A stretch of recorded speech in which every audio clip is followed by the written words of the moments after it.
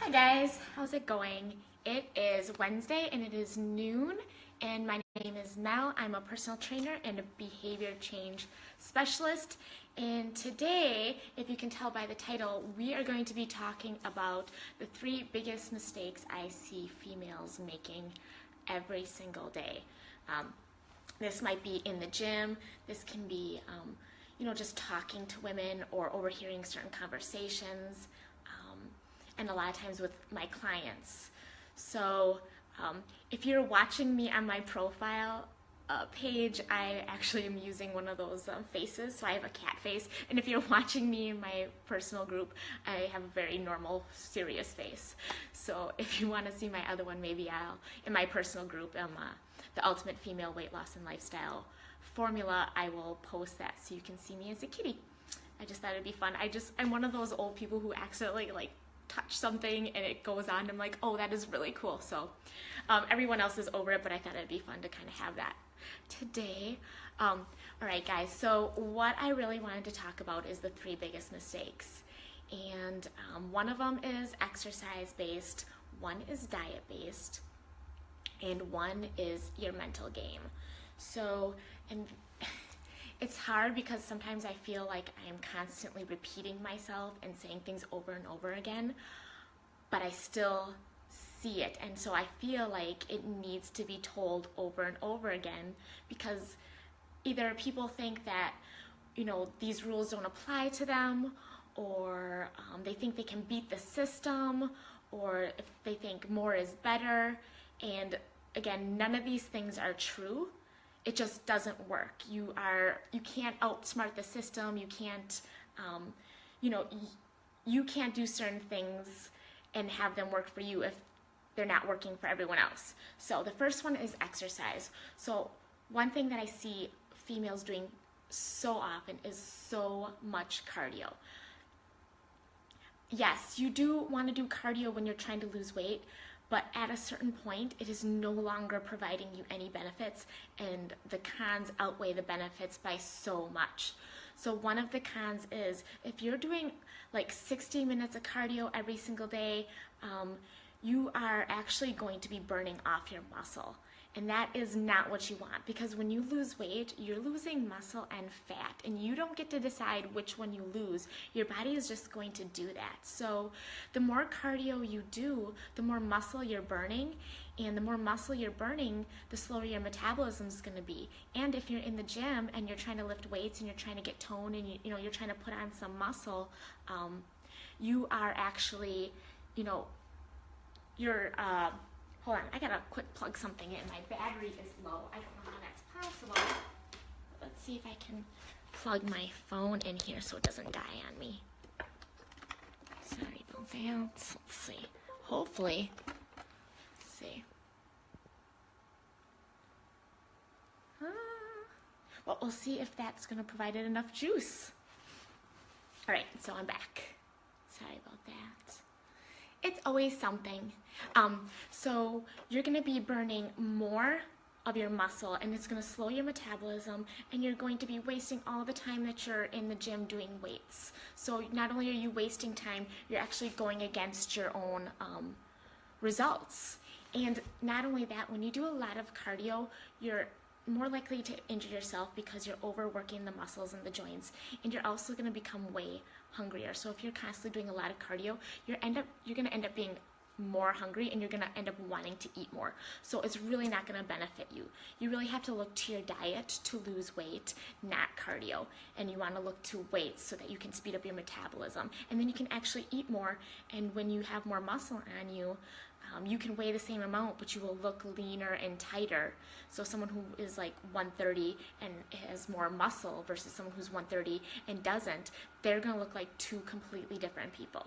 All right, so you need to be, also with exercise, you need to be focusing on weightlifting, but you need to be focusing on progressive overload. So I see a lot of people taking classes and they're doing different exercises all the time, or they're doing an exercise for 3 to 5 minutes. Or so what you really want to be doing to actually lift weights and to put on muscle is progressive overload. So you're doing the same exercises week after week and continuing to put on more weight and lifting more and doing more time under tension. So if you're not very systematically doing that, it's really hard to even be able to tell if you're increasing or improving or putting on muscle. So in the beginning, when you first start lifting weights, yes, you can put on muscle anyway. You can take a class and, you know, lift a lot of different weights. I'm just having some issues here today. So now am I still there? Okay. So many issues. I plugged in my phone and then my iTunes came on. So when you first start out, yes, you're going to be able to gain muscle when you're a beginner because your body is not used to it. So anything you do will be a challenge. But if you've been lifting for a while and you're not seeing any more results, that could be the reason why. So number 2 is going to be diet. Now, this one is the one that goes against the fitness field completely, and I understand, but here's where I'm a little bit different, and I think differently based on the research and everything that I've looked into, and I've been doing this for many years. Fitness diet is very based on protein. Okay, so yes, we need protein, but more protein isn't better. It's just not. More protein actually is very unhealthy for you. And the kinds of proteins that are normally promoted in the fitness industry, and again, it's not the health industry. These are two different industries. Fitness and health are not the same thing. You can be very fit and not be very healthy. So don't confuse those two. So you do need a certain amount of protein, but after that amount, you're not going to be doing any good for yourself. So you still want to get a certain amount of protein, but try to go towards more anti-inflammatory foods. So high protein foods that the fitness industry usually promote normally are a lot of meats and cheeses, but they're very high inflammatory foods. And inflammation causes aging in the skin. It causes disease and cancer. These are things that you don't want to be trading in to get lean. Like getting lean but then looking old, or getting leaner and then having a disease or cancer, not a good trade-off, okay? Not in my opinion. But the thing is you can get your protein from plants and they don't have the same side effects as a lot of meat and cheese. And I'm not saying you can't eat those things. I'm just saying if you're focusing solely on meat and cheese, you're losing out on fruits and vegetables and whole grains that have phytochemicals that, you know, protect your skin and make you look younger, help fight off cancer and other diseases. So you really want to be focusing on more plant-based proteins just to at least balance out the inflammation, and so that you are not wreaking havoc on your looks and your health. The other thing is the amount of protein. Yes, you need protein. It's based on your size. And for females specifically, I would say most of us aren't trying to get to Miss Olympia. Most of us aren't going to be going on to a muscle stage, you know, where you're trying to show off how much muscle you have. So the more protein you get, it's not necessarily going to benefit your physique. And so I probably get a moderate amount, but I have plenty of muscle. And for me to get up on a stage or lift enough to get up on stage, the risk-benefit ratio is not good enough for me to hinder my health for something like that. So again, I'm always going to promote what is the healthiest option. Hi guys, thanks for tuning in. If you guys have any questions, just post them below, okay guys? So that's the second thing with diet. We want to focus on anti-inflammatory. We want to focus on health, phytochemicals, things that are going to keep us looking young and keep us healthy, and staying within a range of protein that's actually healthy and necessary, and not going above and beyond, which is not actually going to help you, and is actually going to hinder you quite a bit. So make sure you're doing your research and don't look to fitness professionals so much. I'm not saying there's anything wrong with that, obviously, because I'm a fitness professional, but you do want to also be making sure that you're doing what's healthy. And again, fitness and health are two different things. And then the third thing is going to be your mental game.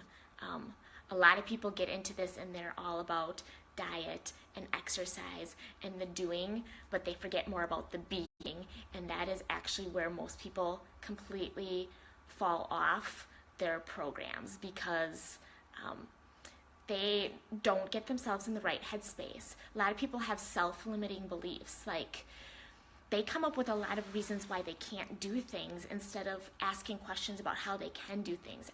A lot of people get into this, and I think mentally they're already trying to figure, mentally they're already like not quite believing they can do it. Or I'll have clients come in and they tell me they don't really want to lose weight, they just want to tone. Well, deep down I know they want to lose weight. So don't have small goals, make big goals, and then commit yourself to them. You have to get into a headspace where your goals are a must. Your goals are going to be something that you pursue until you reach them. Your goals have to be something that is a priority, and you're going to revolve your life around doing it. Doesn't mean other things aren't going to be important, but if you really want to hit a big goal, it's got to be something that you can maneuver your life around. You've got to not allow yourself to have those excuses. You have to have higher standards. People who hit big goals, and this isn't just for weight loss, this is for, in your life, financially, if you want to go places, work-wise, you need to get into a place where you have high standards, where you're willing to do other things that other people are not able to do. People who hit big goals, they are really focused, they have high standards, and they make it a must. So if your goal is to lose weight, you must work out. If your goal is to be healthy and lose weight, you must eat right. Like, these are musts. You can't allow yourself to be like, oh, I'm getting my hair done, or I'm tired, or I have something else scheduled, or my week is really busy. If you come into me and you come in December and go, oh, my life is really busy, I might not be able to work out as much. Okay, well, you're not going to reach your goals. That's just how it is. If you're already in a self-limiting place, self-limiting belief saying, I'm not going to be able to do this, then you won't be able to do it. And that is the biggest portion of this. Anyone can know how to lose weight, how to eat right, how to exercise. They know the strategies. It's what state are you in? What kind of mental game are you in? Are you in it for the long haul? Are you in it until you reach those goals? Is it a must? Do you have really high standards that you are going to not let anyone or anything get in your way?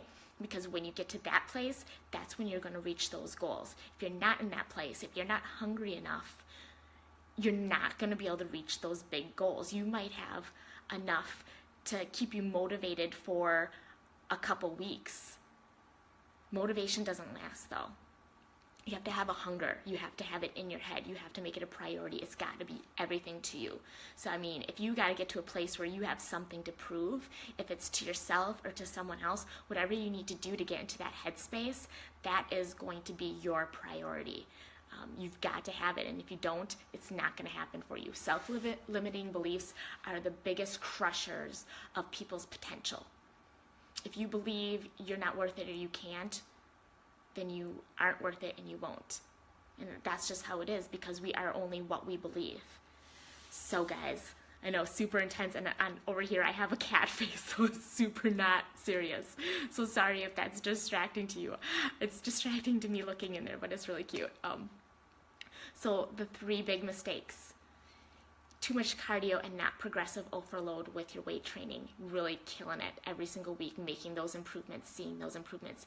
Diet: too much inflammatory foods and consuming more protein than your body actually needs for your specific goals, and wreaking havoc on your actual health and aging your skin and your body prematurely. And then number 3 is that mental mind game of bringing your standards up real high and making it a must and doing it until, and really getting rid of those self-limiting beliefs. Like, fuck, I'm gonna do this. This is now or never, and then you just do it. Like, no excuses. You can't have an excuse. You just do it. I don't care what you have to do. If you have to get up at 4 a.m. to prove to yourself that it's something that you can get done, that's what you need to do. You need to prove it to yourself, and that's the only way you're really gonna stick with it. Okay, guys? It was really great being here and talking to you. I'm talking a little bit quieter because someone else is sleeping in the house. But I will see you guys next Wednesday at noon.